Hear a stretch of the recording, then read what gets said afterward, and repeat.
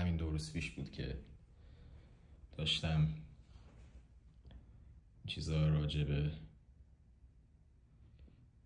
که اینفورمیشن از بین 2 تا قضیه میره، بین 2 تا اینفورمیشن میره و همین اون چیزا راجع به این که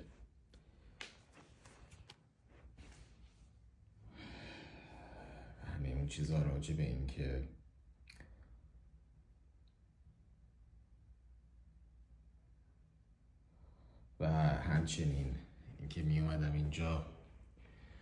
اون چیزی که داشتن همینجا اختراع میکردن دیگه، همین چیزی که اینجا داشتن اختراع میکردن که اینفورمیشن بین 2 تا قضیه رد میشه و انرژیشون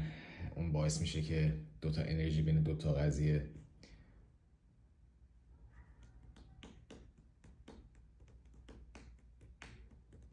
بین 2 تا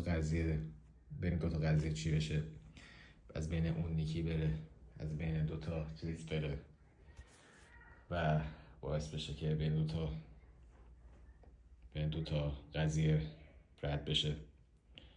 و اینکه